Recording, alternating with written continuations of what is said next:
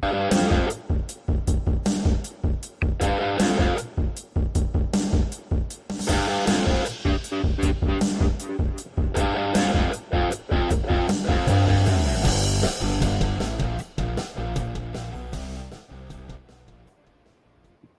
morning, hockey fans. This is Stephen Heisler with HeisHockey.com, the Victorious Hockey Company, and the absolutely crazy and eccentric, and many other words, Junior Hockey Discussion Group on Facebook.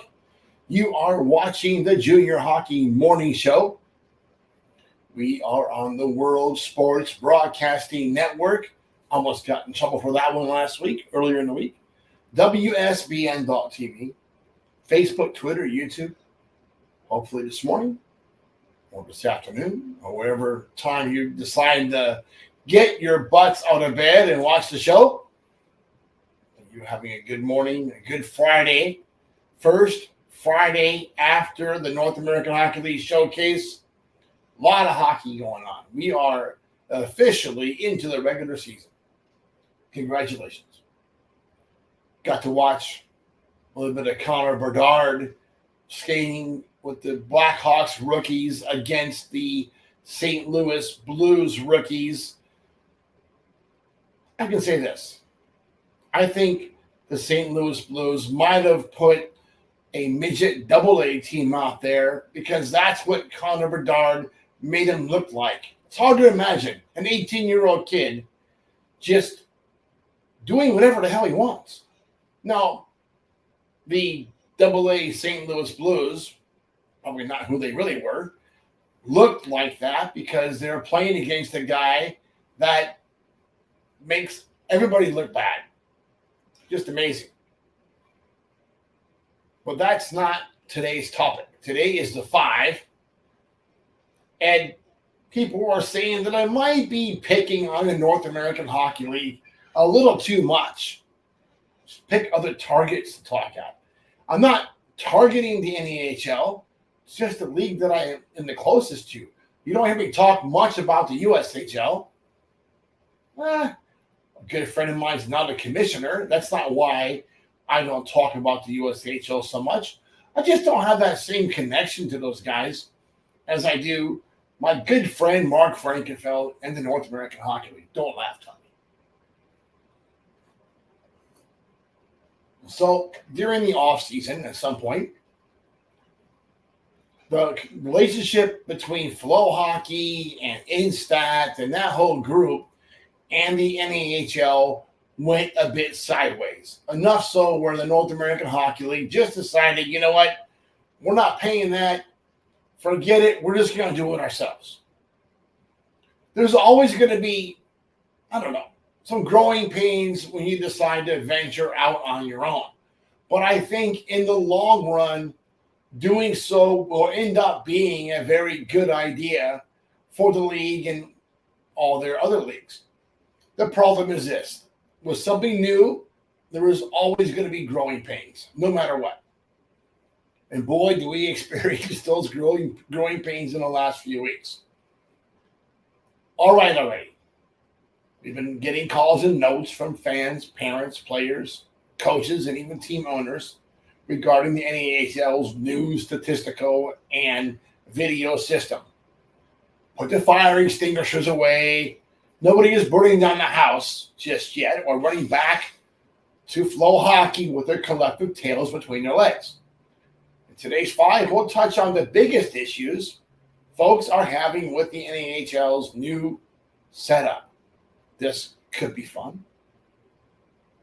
Number 1, most important thing that coaches are saying, can't snag players from the BCHL because you need to buy Instat to do that, and Instat is now even more expensive than before. I'll be outside the budget. Here's the situation there.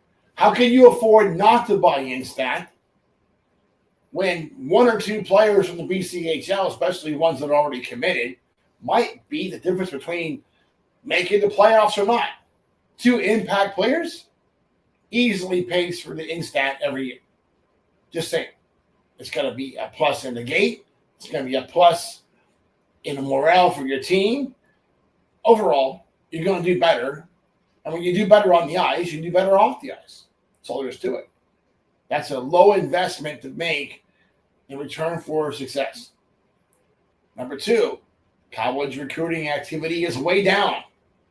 Yeah, I get that because the statistics, and they are a mess. Really difficult right now to figure out what's going on there. Some stuff is current, things are late. I think yesterday was Thursday, and things were looking like they were back in order. Some things were a little off, but they're making progress. Number three, there's going to be a learning curve with any new system. But everyone is complaining about the navigation to accurate stat information. It's a little rough right now, right? You have to do 2 or 3 or 4 clicks to get to the stats or drill down the stats of a player. So I'm sure in time, hopefully before Halloween, 10 days away, maybe that's optimistic, those kinks will be rubbed out of the system. We'll see. Number 4, and this is a big one for me, I have probably one of the fastest internet connections available outside of NASA. Right? We get really fast internet here. We're close to the airport.